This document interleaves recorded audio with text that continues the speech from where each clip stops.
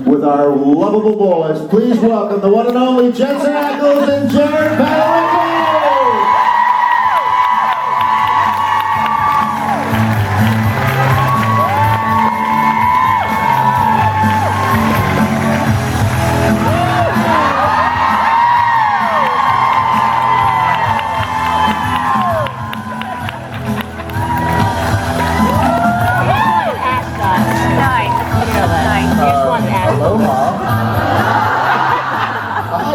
We know all y'all, whatever, y'all. Y'all. Hello. How can you work the word y'all into aloha? Just stop. Aloha. Hello, y'all. Y'all-loha. Y'all-loha. Y'all-loha. Why is that not a word? It probably is, and it probably means something you don't want it to be. Fair enough. Hi, guys. Hi. Any first-timers? Any first timers to Hawaii? Not bad. Anybody been arrested since getting to Hawaii for the first time? No? Not yet. You evaded it? Give it time. Working on it. Thank These you two all for bailed me coming. I out. know it's a heck of a trek, so we are super grateful to get here and to see y'all. Y'all aloha. So first and foremost, thank you. Anybody see this cat sing his brains out? How about the soothing guitar sounds of Jared?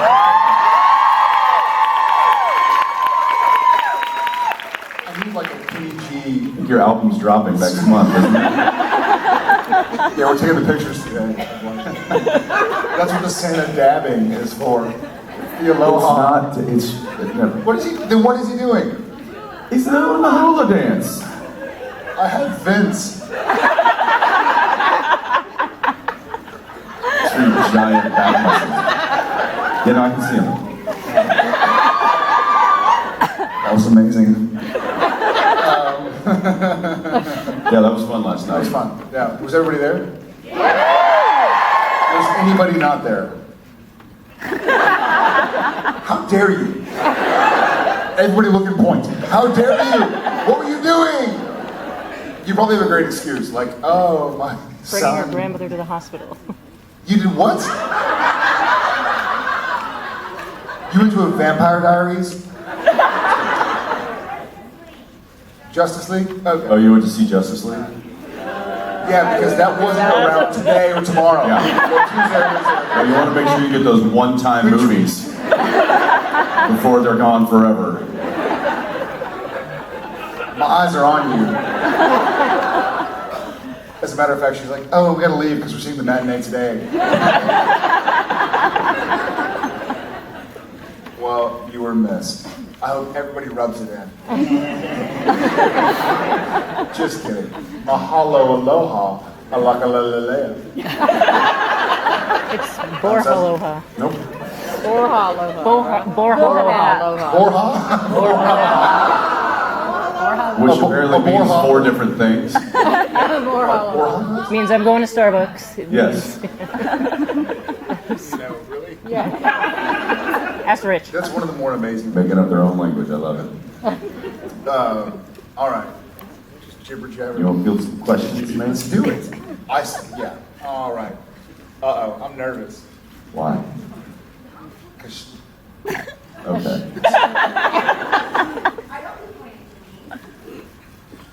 Nope. Hi, I'm Andrea. I'm from Nebraska. My question is, knowing what you know now in life as yourself, not your characters, if you could live in any decade, the age you are now, what would it be and why? he would love to feel this first of all, I think. Carry on. Any decade? Any decade. I would probably say the 60s. However, I would also like to say the 60s 2160. Ooh. because I think it's going to be pretty cool and interesting. They're gonna finally have those like floating I hoverboards. just want a floating car. I want a car that doesn't have to fly high, I just want it above and off the ground.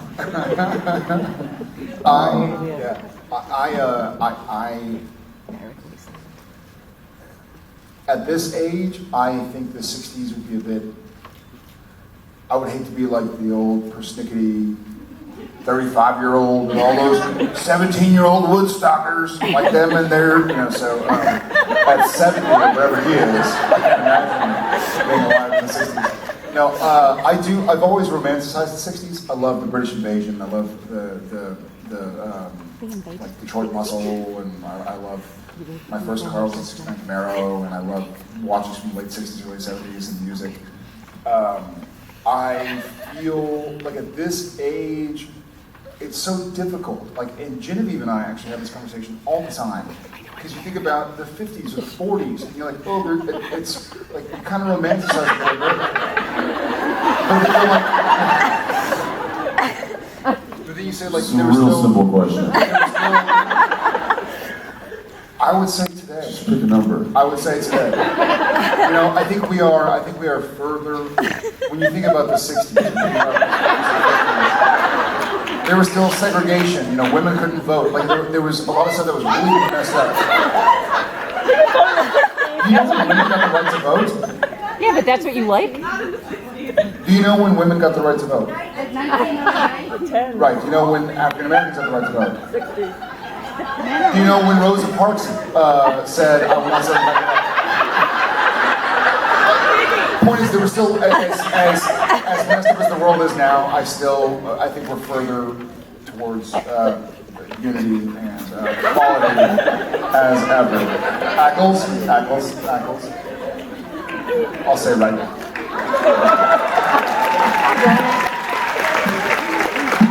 I can't take him anywhere. Who's next? I chose that. You've done drum soloing. Yeah. By the way, he bought these shirts. So if you don't like them, then Blame me. You like Yes. This question's predicated on the assumption you guys know that one of the influences. that was two big words in one sentence. Can you use smaller words for Jensen? You lost your predicated. Predicated and assumption are. I'm kidding. So, you know that one of the influences that Eric Academy's Fandom show was Jack Kerouac's novel On the Road. And based on the fact that we named you guys Dean and, well, technically Sam Sal. That he read the edited novel version. So I was wondering, had you read the original, do you guys think that your characters would be any different, whether written differently, or if you guys played them differently, if their names had been Neil and Jack instead? No. We have a Jack, we've never had a Neil, right? Thank God. Don't answer that. I don't. I think one of the things I love about the show and the length of it's gone.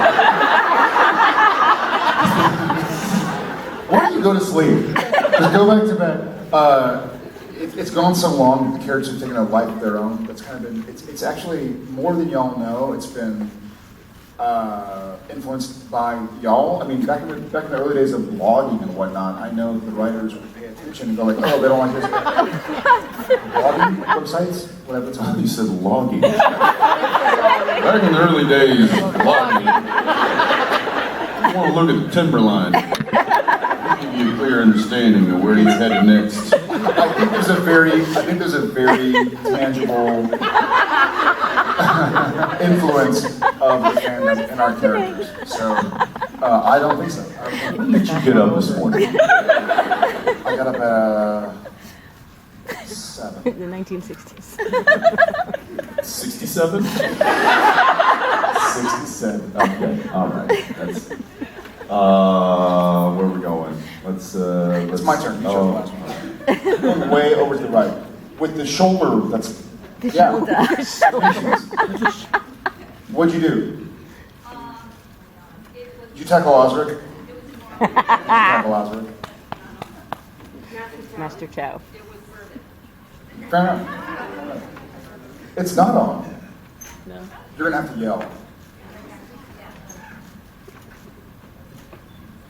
Okay, now it's on. No more yelling. No more yelling. No more yelling. Okay, so I've been wondering this for a while, and you're talking about the fandom, and I haven't had a chance to write it down yet, so hopefully I get this out correctly.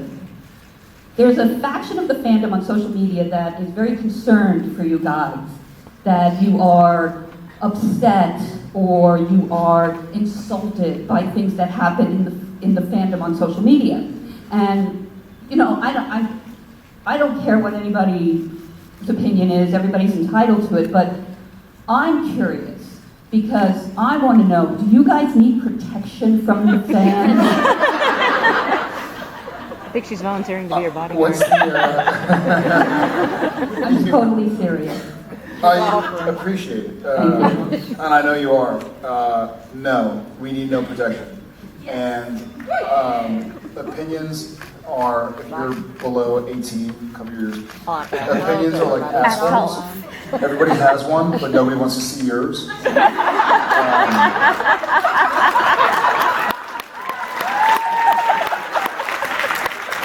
Or mine, as a matter of fact. You're correct. No, don't. No, I vacillate between being offended and remembering that I probably offended. Not the right word to use. Excellent. Awesome. Bungholes.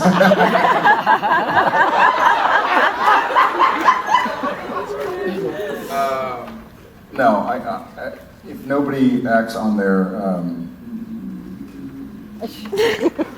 You're asking if we need protection, like the fans protecting Who are- us from other fans, kind of a thing? Or Is if we that- need protection in general from the. Or just, you know, just whatever, like, you know, fans get on social media and they say, everybody, you have to be nicer to J2 because their feelings are going to get hurt if you say these things. Do I need that? No. Do you need Do I appreciate it? Sure. Okay, fair enough. Get well. I do, I am proud of being a part of something that is somewhat self-regulating. I do like the fact that we kind of keep each other accountable. And when those kind of ugly comments stick their heads up, people are quick to say, come on, not here. And I do appreciate that. Do I need somebody protecting me from those? No, not necessarily, but again, I think that I'm proud that people feel like they need to, or at least do it. So. Yeah, I appreciate the discourse. And Tony Romo blocked me on Twitter, so I'm aware that I've You're also. kidding. I'm not kidding. I am not kidding. But my point is, I was born and raised a Cowboy fan, so I was upset that he wasn't winning. But he was making all this money, and I'm like, why don't we get somebody who can win? So I vocalized my opinion via 140 characters. Now it's 280, I guess. But he didn't like it, so he blocked me, and I was like, No, because he didn't want to see your bunghole. All right, come over. I respect people can. Yes. See you later. You were right, Jared. Hi. Yeah. That's right there. First of all, thank y'all for coming. Always glad Thank you to for see y'all. coming. Second, both of you all were awesome at the Saturday Night Special last night. So thank you for that. And I have had 18 months to work on this question, so It's like two kids. Well, you went into that. It's all right. You'll have 18 months to listen to his answer. So. I don't mind. You're showing him his bunghole. So in season 11, Sam and Dean had the opportunity to do something that most people do not, which is to confront God about his seemingly abandoning the human race. And especially for Dean, that was a really big part of why he kind of felt the way he felt about God. So Sam and Dean having confronted God about that, how has that changed how they feel about him and his decisions, or has that changed it at all? I don't know that it's drastically changed it. I think Dean still feels pretty close to the way he felt. I think it was just something that he wanted to get off his chest. And There's a big parallel with John, too. There's a big parallel with how they felt about their dad. well, sure, yeah, there was, that conversation was, you know, it certainly had kind of a double-edged sword there. But, you know, at this point with, you know, as God's leaving, he's like, you know, you're basically now stewards of Earth, so to speak. I feel like that was an unfair burden to put on the Winchesters. And then we kind of saw that again in this, well, not the last episode, the one a week ago with Billy. She kind of echoes the same thing, that, you know, you guys have work to do. So I don't know that Dean feels like more empowered or different or better with his relationship. I think it's more of, you know, more of the same, just more of an understanding of kind of where he stands in the whole grand scheme of things, which I guess they're still trying to figure out as well. So, good question. Yeah. The conversation with, yeah. Thank you. Well, I got to give Rob a lot of credit too, because he did some really intricate, delicate decisions with what he was doing there. I thought it was very, very strong. So yeah, that's fun. I remember that scene very vividly, and it was one of those scenes where when you're finished, you feel good about hanging your hat on that one. You're like, you know what, that was two guys. And you changed some stuff. You upped the ante in a few lines. Like, there were a few scenes where it was kind of written as a conversation, and he really upped it. He's like, Dean and Mika from Jensen would really kind of go aggressive here. Like, why don't we? Like, I feel like he'd be more emotional as opposed to angry or yada yada. So it did click into a part of you that it hadn't really been. Yeah. Those are the fun times when you find something that may not be on the page and it comes alive and you start working together. That's one of the reasons we do what we do. We enjoy it so much. So It's the main reason. yeah. You're awesome. It takes one to know one. All right. Yes. Kmart, I'm scared of the question. She's gonna ask Jen a question. Why are you scared of my question? No, I did. Oh, you scared of... No, I said to you. I said I'm scared of Kmart's question. If your career ever goes the same path as Ian Ziering and you end up in a Sharknado, Yes, what would be your weapon of choice to defeat the Sharknado? please. The demon blade. You know Ian at all? I've met him. Yeah, I've met him a few times. He's a really nice guy. Yeah. That wasn't the question. Wait, what did you say? Demon Blade, Doy. Yeah, it's bound to be able to kill. C4. You do! As the shark's chasing you, like, put C4 on, dial in, like, explode it when you're far enough away to not be a part of the blast radius. Yeah. Got it. Cool. What would you do? I really like Tara, what's her face's chainsaw arm. A chainsaw arm? Yeah, the chainsaw Sure. arm. Oh, God. Sorry, Army of Because you know what? It's also really good at Thanksgiving. What's really funny is Turkey's carved. the And all accent over the confused me cake. because there's an R in arm, but not in chainsaw. So when I heard chainsaw arm, I was like, chainsaw arm. But it was a chainsaw arm. So I got it. Chainsaw arm. Love you. Chainsaw arm. Got it. Yeah, got it. Understood. Thank you. Where did you talk about how nice Ian's earring is? He's a nice guy. Just like, He does very well in it. he's really nice. All right, you have it. A-hole. Yeah. So when I drink, I tend to get chatty and I make all these elaborate plans for the future that I'm going to do with all my best friends and travel everywhere. Sounds And if normal. I'm at someone's house, I tend to, clean up a little. Could you tell what each other do when you guys drink?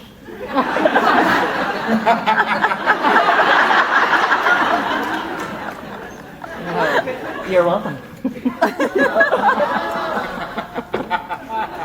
The last time I said it, I got in trouble. So. I will. Defecate. What did you say? What did you say? I don't think that's what she said. Never mind. No, I lied. That's my friend When too. you bring those little desiccated wiener links to when you drink. Okay, all right, that's enough.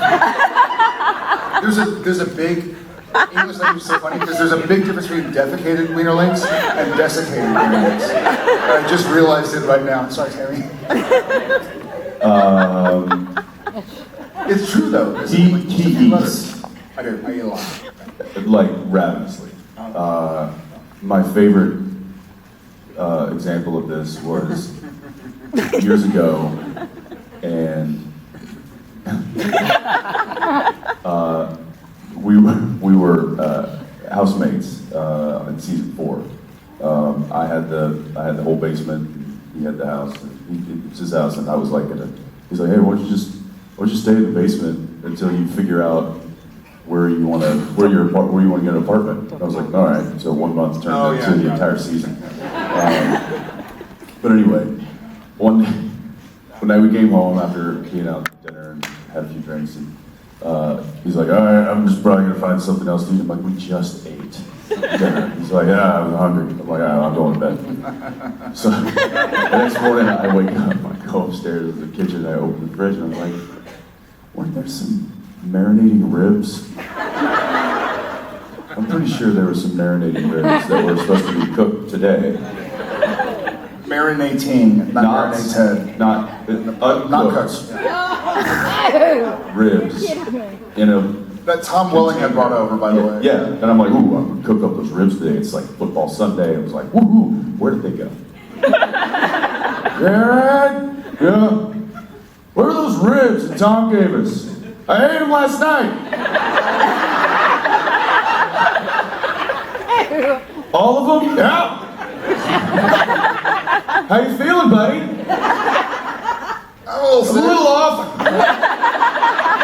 We were shooting the. Those weren't cooked. What? Those were raw. I thought they tasted a little funny. And you ate them all? Yeah. That didn't taste funny enough. We were shooting the Wishing Well. Actually, it was like a full slab of ribs. It was several slabs of Maui ribs. Maui ribs, Jesus. Close to Maui. And I didn't buy them, I didn't purchase them, so I didn't know if they were cooked or not, but they looked dark. And I was like, these are marinating in like sauce. Maui sauce. So I ate them, yes. We got to set in Squamish, which is an hour drive. And driving around when you've had 8 ounces of uncooked rib meat is not a lot of fun. I got sick. We were shooting. Just the thought of what he did, I was like, If you watch the scene, it's the wishing well scene when the penny is stuck to the bottom of the wishing well and you can't pull it out. So that restaurant, we shot all the scenes that day, and I got to set, and I was obviously ashen-faced and pale, and they were like, go to your trailer, call the doctor, give him some Pedialyte, and I'm barfing. Ugly sight. And so all the stuff to Jensen and the scenes is with a photo double, and then finally, like 6 hours, this is one of the joys of filming. I'm grotesquely ill in my trailer, like shivering, with a B vitamin shot to the butt. And, That's a lot of butt talk today. we don't need the details. Finally around like 2 p.m., I'm like, okay, I guess I can function now. Like, cool, get this set. I was like, all right, so I shot all my stuff that same day.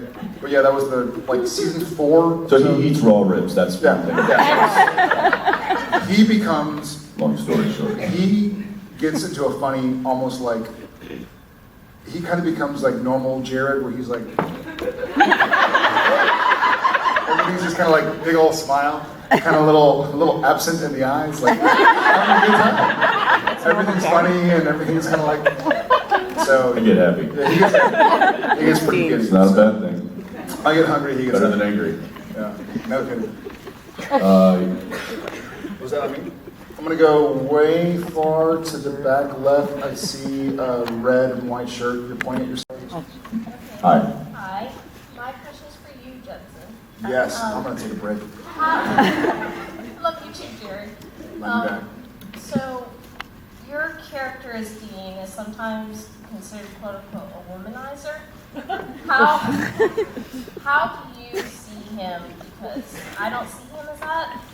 I don't think the term womanizer fits. You're the one who just said When it. it comes to women. Yeah, I would agree with you. I don't think that he is. I mean, when was the last time we've seen me Nizing. with nizing a woman?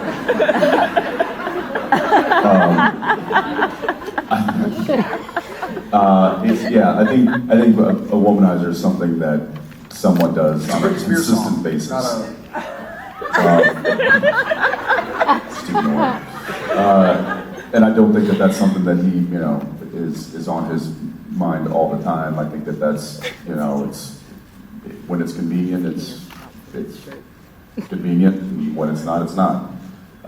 So yeah, I don't think he's out there hunting on a daily basis. What's that? Oh, you pulling up the song.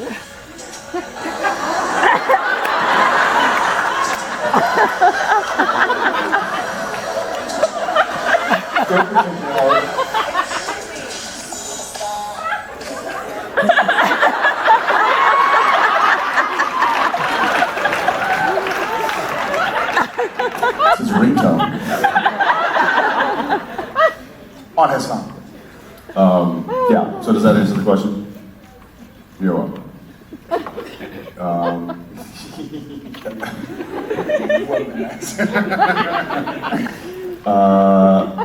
Okay, let's go, how about,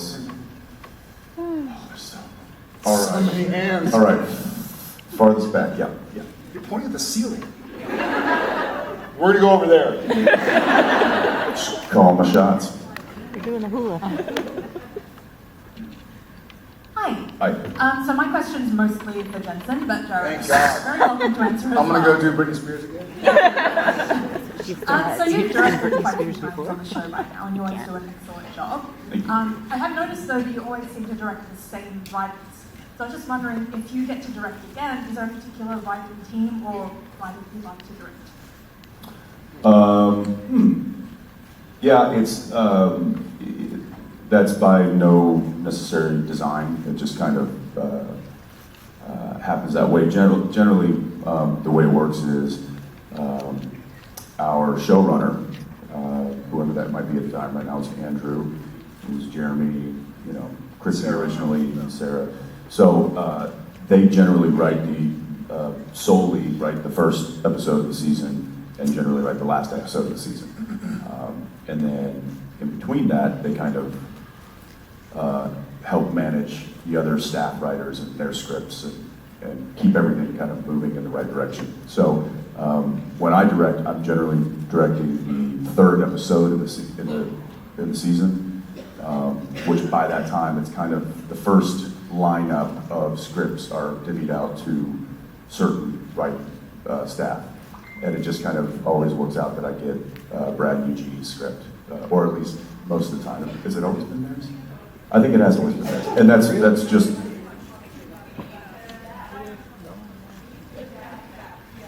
That can also be a bit by design, that if they know you're directing, because Brad and Eugenie usually write mythology scripts, as opposed to like one-offs. Like episode 5 this year, Dance Mythology or whatever, was more of a one-off, even though we had Billy and we had some mythology. But really it was kind of one of those standalones that you've never seen Supernatural, you could watch and kind of appreciate. But I think Brad and Eugenie... Yeah, and Eugenie is Bob Singer's wife, and, got a really good relationship with her, and so I think she likes writing for directors that she knows. And I've got a pretty decent sense of the show and its tone. So I think that's just one less thing that they have to worry about as writers is getting their tone across to a director that's coming in. So, but they're fantastic writers. There's a reason that they're still on the show and still doing what they do. But sure, I'd love to. We have great writers. Any script that I get the chance to direct, I'd love it. So, yeah, we've got some really, really good writers this year. I think I'm really liking this season. This year.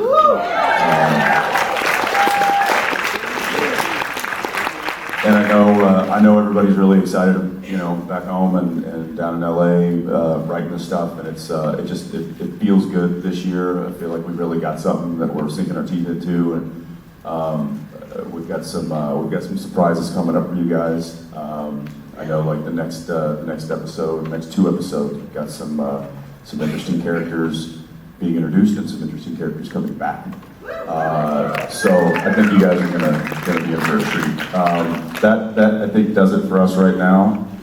We will chat with you later. Don't worry. Thank you guys.